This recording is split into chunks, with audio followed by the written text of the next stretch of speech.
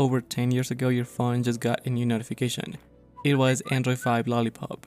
You didn't know it then, but from that moment on you went to an update as big and packed with new features as Android 5 ever again.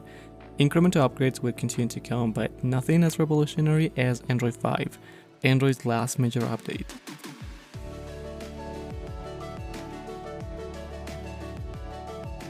Android 5 Lollipop was officially released to the public in November 2014, with the Nexus 9 as the first device to have this version out of the box.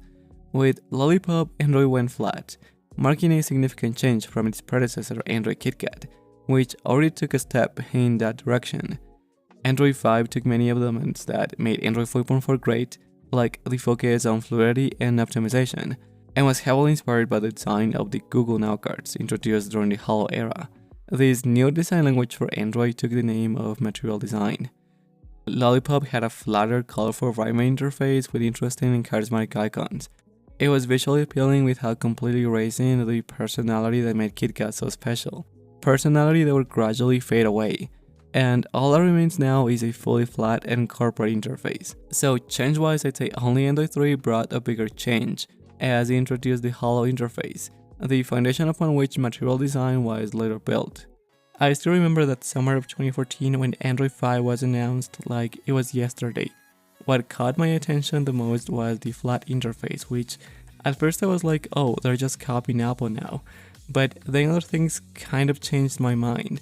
Like the way messages and other notifications were presented as cards, and you could respond directly from the notification without interrupting what you were doing. It sounds dumb now, but that looked very futuristic to me. We also had new animations running at 60 frames per second when opening menus or tapping interface elements. This gave the interface a fun and special touch. I really liked them, and it felt like a big leap forward. And I say felt because Google has either removed them or reduced them to the minimum expression. And now the animations are more similar to the ones we had on KitKat. And at last but not least, one of the best and most iconic Easter eggs, if not the most, the minigame featuring Andy, the Android mascot, parodying Flappy Bird. I used to play this game a lot all the time to kill time. And I honestly really miss the times when Android had mascots and came with fun little things like this game, which, by the way, was hard as hell. In mid-2014, when the first builds were released and we had some information of what it was gonna look like, I and other impatient users installed and tested themes that had that Android L look, which was the name was known by at the time since we couldn't do anything but guess what the official name was gonna be. I had CyanogenMod 11 installed on my Galaxy S3 Mini. This ROM had a feature that allowed you to install themes, so it was easy to change elements of the interface that your regular launcher can't, like the boot animation, system menus, or the notification bar. I like those themes so much that I still have their APKs, and it's another thing I really miss from this era. It would be really nice if modern phones could let you personalize your phone to such a deep level, and not just the icons. Imagine having this as a bootloader and handling it to someone. Like, it would make a boring phone so much more fun. Anyway, me and my friends had such a good time installing and testing all the new things Android 5 was gonna bring. And the thing is, the Android L theme fused with the good old KitKat interface, man, it screamed charisma from every corner. Finally, the day came, and in December 2014, I had the chance to finally try the real Android 5 Lollipop. It was thanks to a team of developers who ported Android 5 to the Galaxy S3 Mini. The ROM, being an alpha, was full of bugs and ran poorly, but despite that, my first impressions were very positive, and I felt like a spoiled little brat excited with a new toy. And the vibrant new animations, colorful menus, abstract wallpapers, card-style multitasking, flatter yet still charismatic icons, the transparent notification bar, redesigned virtual buttons, and a revamped lock screen. These were just some of the most noticeable changes. But the update went beyond what met the eye, since we got hidden features like native screen recording, using third-party apps or even pre-installed apps in some cases. So it gave users one less reason to root their phones. And let me tell you, not all updates are so big that they make your phone feel like brand new. But this one certainly did. Months later, I got the update on my Galaxy S4. I liked it at first, but over time, I felt the interface got worse than the previous version. Samsung put their TouchWiz UI on top, and the transition from KitKat to Lollipop felt like a step backward in many aspects. Samsung replaced the stock Android icons with their own, and the animations were inconsistent. The menus and notification bar now were white and blue instead of the old dark theme, which made less sense for an OLED screen. The Galaxy 4 ran slower with this version, and on top of that, they even had the audacity to remove some features like the ability to swipe between tabs, something that was present in the first builds and on newer models. Samsung's somewhat strange color choices looked like they were rushed, and over time this made me dislike TouchWiz on Android 5. Fortunately, Samsung fixed many of these inconsistencies with Android 6, but my Galaxy 4 didn't receive that update and was stuck there forever, as my model was an AT&T variant that couldn't be modified. And as you've probably heard a million times, nothing lasts forever. And I say that because some aspects of Lollipop didn't age so gracefully, and some were even annoying. For me, it was the notification bar, especially on stock Android. It was nice to see notifications in the form of cards and the new toggles and all, especially when you first try them, but then when using it, you'd be like, oh, I don't have enough space for my notifications. And the animation when dragging the bar up and down was not only slow, but often had lag, which was frustrating. And since you couldn't minimize the notifications, you had them taking up a big chunk of room, forcing you to scroll further down to find them. This happened both in the notification bar and on the lock screen, as with Lollipop they were essentially the same thing. For these reasons, Google had to improve the notification bar and sped up the animation on Android 7, while adding a little button to minimize notifications. Now things have reverted to some extent, as Google newer versions has brought back a notification bar more similar to the one we had on KitKat, with no transparencies and more to the point. However, the card-style notifications are still there, but just in a different form. And what made Lollipop so exclusive, to me at least, which was the ability to respond for notifications, also ended up coming to Android 4.4, so it wasn't that exclusive after all. And now it's more of a secondary feature as almost no one uses it. Then we had that mix between the old holo icons and material design icons, as developers took their time to transition to the new style. That combined with the icons from the custom UIs of the time, so we had Frankenstein UIs as a result. It would take years for developers to fully adopt material design. And finally, the most controversial thing about this version was that Lollipop was a memory hog.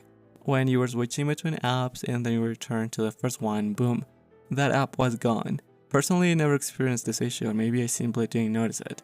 Perhaps Cyanogen or Samsung patched it as best as they could, preventing me from ever seeing this in action. Anyway, Android 5 with all its pros and cons was a very lovely version to use, and really felt modern, finally putting Android on par with iOS in terms of user experience, leaving behind the days when iOS users looked down upon Android's slow and clunky interface from its early days. But the list of not so great things is not over yet, because Lollipop had to coexist with what was probably one of the lowest points of the smartphone industry. From phones that overheated like stoves due to processors running faster than they were supposed to. Yeah, I'm looking at the Snapdragon 810 and Exynos 7420, two phones that develop blue lines on the screen with no damage dealt to them. High-end devices with extremely poor battery life and, in many cases, worse than the previous generation. Major and embarrassing software bugs to phones that would just get stuck in endless boot loops. Part of this was caused by the ban on lead-zinc solder. This caused a huge number of devices, especially LGs who were forced to use other options, which were more susceptible to suffer from failures from the increased fragility of lead-free solder, such as boot loops due to processor solder issues and charging port failures due to rapid wear. Even today, one of the most common failures is ports breaking due to the brittleness of lead-free solder. So if you had an Android phone in 2015, it was likely to develop some kind of issue during its life. So you would either wait for months for it to get fixed or buy a new phone. And I speak from experience since my LG G4 literally died 8 months after I bought it. Things kind of stabilized to an extent in the second half of the year and all the way into 2016 and 2017. A shame since these were some of the last years when phones still tried to be different. And Qualcomm was in big part responsible for the damage to the reputation of LG, Sony, and HTC with their horrible chips. Samsung knew that and went for their own ever so slightly more reliable chips. And in the list of phones with this version that I found interesting was the LG G4. It was a flagship with a real leather back and removable battery. I really liked the design of this phone, but I'm sad most of them would die after months of use. Then there was Sony with their Z5 and Z5 Compact that had front-facing stereo speakers and expandable storage, features Sony still offers for their high-end devices. And then the last take from BlackBerry at smartphones with their Priv model, which had a sliding keyboard. That phone was something else, and I actually wanted to buy one, but its $600 price tag was too much for me. Remember when you used to think $600 was a lot for a phone? Yeah, good times. But then we had some devices released with this version that took a step in the direction of lame modern phones. We have the Galaxy S6 as an example, whose main selling point was pretty much being a Galaxy S4 with metal edges and a sealed glass back. It had way worse battery life than the previous generation and no microSD card support. But hey, the back was made of glass now. Innovation. So we could say phones during this era were in the transition zone towards what we see today. And I wish manufacturers would bring back some of these useful features that made Android devices unique and different from Apple and their closed ecosystem, but keeping the build quality and specs of modern phones. To test Lollipop, I bought this beast, the LG V10, which came out in late 2015 and was very hard to find in good shape. The V10 was one of the best, if not the best phone released with Android 5. The brain behind this phone was the Snapdragon 808. Which did have overheating issues but not as severe as the A10, making it a more decent option. This beast had military-grade durability, a fingerprint sensor, headphone jack with a powerful DAC, an IR blaster, a second screen with two front-facing cameras for selfies. It really was a monster of a phone with a rugged and removable back for easy access to the battery and microSD card. Then I also have my Galaxy S4 back. This isn't the one I had back then, as I sold mine to buy an LG G4. That said, it really was a super durable and reliable phone. Both my LG V10 and Galaxy S4 are in their respective UI layers on top. Okay, so now let's begin with the testing and see how usable Android 5 is a decade later. First we have web browsing, and here we'd be doomed if we didn't have the chat browser Firefox, which, believe it or not, still supports Android Lollipop. Unlike other Chromium-based browsers, which I did test them, and with Chrome you can't even enter the Wikipedia page without getting the certificate thingy. My LG V10 with its at the time impressive 4GB of RAM and 64-bit processor does manage to load heavy websites like apple.com. There's some lag here and there, but nothing crazy. Stellarium on the other hand is a tad slow when moving around or clicking on things, but hey, it's usable. And the final test was to put Firefox to play emulators, which thanks to being on the latest version is still possible. But since we're talking about Android 5 and not just the V10, which is just one of many phones with this version, the conclusion is that you can still browse the web without issues. And it's incredible that you can do so on a 10-year-old operating system. Then we have the chat box like ChatGPT, which no longer supports this version, but we can use it through the browser. But surprisingly, the new Chinese chat box DeepSeek has an app that supports Android 5. And since all the heavy lifting is done on a server far away, the app is perfectly usable in this version. I can't say the same for YouTube, which stopped working a while ago, and that's really sad. However, we still have many options. One of them is accessing YouTube through Chrome or Firefox, and adding a page to the home screen.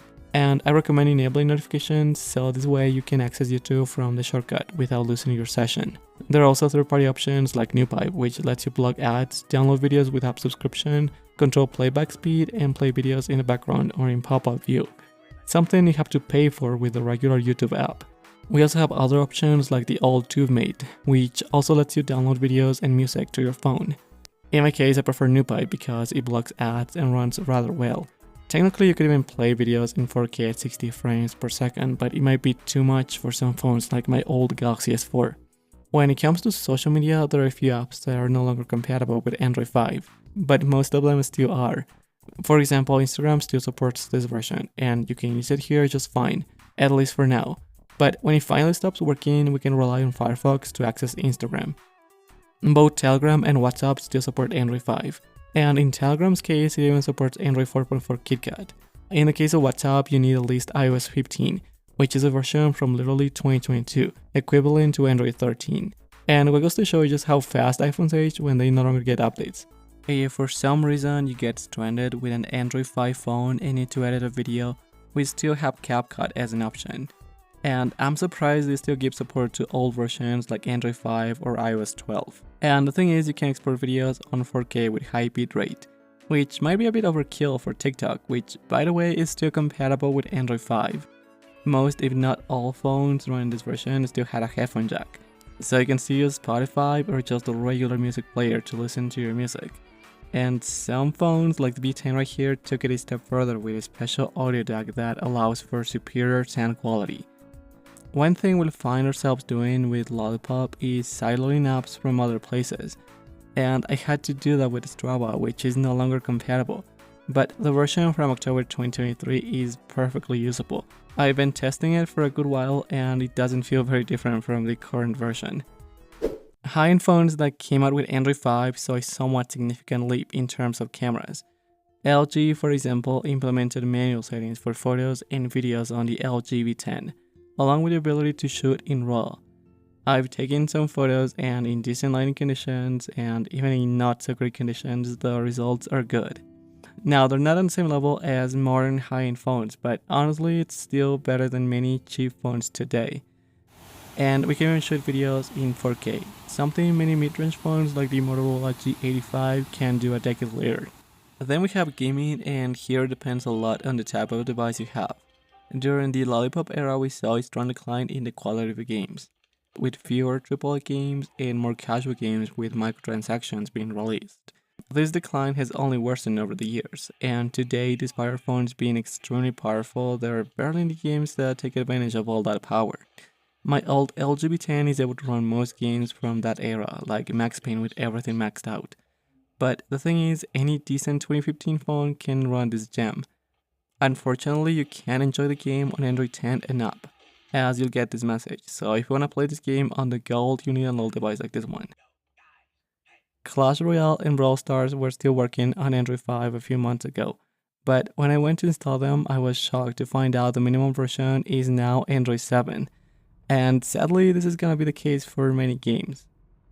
Bully and other Rockstar games cannot be installed from the Play Store anymore, and if you want to play them, you have to download those games from another site.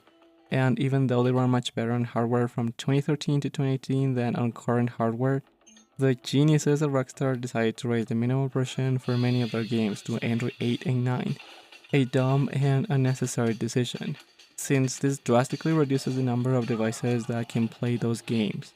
My Pixel 6 Pro with Android 14, for example, won't even open the non-remastered version of GTA San Andreas. And don't even get me started on Bully, which is literally unavailable for Android 8. And even on Android 9, you'll get this message, so they literally made the game unplayable for like 99% of people. That leaves only one way to play this game, and that's to download an old APK from a repository. Thankfully, I did save the data of the game on my computer, and as you can see, the game runs well on my LG V10, even with everything maxed out. Then we have Call of Duty Mobile, which used to work even on Android 4.4, but now the minimum version is Android 5. Surprisingly, the game is playable even on my old Galaxy S4. So imagine it will run the most half-decent devices released with this version. Sure, everything is on low and the performance is not perfect, but the game is playable. The same goes for PUBG and Free Fire. Since PUBG is more demanding of the two, I went for this one. And as you can see, my LG V10 runs the game fairly well with the graphics set to low and the frame rate to medium. There's some lag here and there, but that's because of my slow internet, so don't put all the blame on my phone. Emulation wise, we have emulators for pretty much anything, from NES, SNES to PS1, DS, and PSP. Even my 2012 Galaxy S3 Mini can emulate Crash Bandicoot from the original PlayStation without any issues. And I imagine that's the case for most devices that officially got Lollipop. Depending on what device you have, some of them will be able to emulate the PSP. My LG V10, for example, can run the Third Birthday perfectly, even with graphics at 3x. And we're talking about one of the best looking games for the PSP, so most games will not be a problem for high-end phones like this one. However, God of War Ghost of Sparta, a much more demanding game, is fairly playable with frame skipping set to 2. The NVIDIA Shield tablet, which came out a year earlier, also got Lollipop, and could run the game almost perfectly. And this really shows how far behind Qualcomm was compared to NVIDIA when it came to graphics chips. We can also play Dreamcast games using the Rycast emulator. Performance varies a lot depending on the game and your device. Resident Evil Code Veronica runs almost perfectly on my LG V10, and there are small drops here and there, but nothing insane. And then we have Dolphin, the GameCube, and Wii emulator, which only works on 64-bit processors. My LG V10 does have that kind of processor, but the performance is terrible. I tested Budokai Tenkaichi 3 and it's pretty bad. Maybe other games are playable, but at least this one is not. Since I'm running this game on one of the most powerful phones that launched with Android 5, You could say Dolphin isn't really usable on this version of Android. Android 5 Lollipop is my second favorite version of Andy's operating system, right after Android KitKat. This was the last version that got me hyped when it was announced. Back then we had so much fun when new versions were announced and released because they came packed with genuinely useful features for everyday life. To get some of the features we have now, we often had to root our phones to get them. But being honest, that whole process was part of the fun. And having features like screen recording gave you that feeling of exclusivity before it became mainstream. But when those features finally arrived and the novelty wore off, you were like, that's it, now what? And it's like they say, happiness is in the journey, not the destination. Because when you finally get what you wanted, there's this weird feeling of emptiness. I mean, getting those features was obviously a good thing. And I'm not saying we have to go back to that era, as Android has definitely improved over the years, evolving through small incremental updates. And now we already have most things we use on a daily basis, making even root a tad pointless. Android just feels more boring now. Not because it's actually boring, but because there are many things left to look forward to. And this is why my interest in new versions, especially from 2020 or so, started to go downhill. The only version that was decent and sparked some curiosity in me was Android 9. Probably one of the best things Google has given us in recent years. A while ago, I got the notification to update to Android 15. But if I'm honest, I don't even care anymore, since it's just another overglorified security patch. The only thing I'm eager to see come to Android though is text mode. It'll be so cool to have a Chromebook experience by just plugging your phone into a monitor. But guess I'm asking too much from Google, since that would jeopardize their Chromebook business. Android 5 had its flaws, sure, and that's why I preferred Android KitKat, but the issues were mostly addressed by Android 7, like the notifications thingy or the memory issue thingy. That's why I see Android 7 as the perfect form of Lollipop, and Android 8, which was just a fairly minor update, the super perfect form. I think Google saw that updates were getting smaller and smaller, so they even changed the way they number versions. Android 6, 7, and 8 under the old numbering system would have been Android 5.2, 5.3, and 5.4. They brought fixes and improvements, but at heart, they were still Lollipop. So if you want to experience the old Material Design in its perfect form before Material Design 2 and Material Design U, go for any of these two versions. Then Android 9 was a big enough update to deserve its own number, in this case the number 6. So from Google's point of view, sticking to the old numbering system would have been a big for consumerism. And just imagine if Android 15 was called Android 6.5 or 7.4 or something like that. It wouldn't sell the illusion of progress that easily. And we wouldn't have so many people upgrading their phones every couple of years just to have the latest version. But hey, let people do whatever they want with their money, and it would be hypocritical of me to criticize that, since lately I've been hoarding old phones too. Anyway, what do you think about all this? What was your experience like during the Android 5 era? What phone do you have back then? Did you get this version with a custom ROM, or do you get it officially? Alright, with all that said, see you guys in the next video. Bye.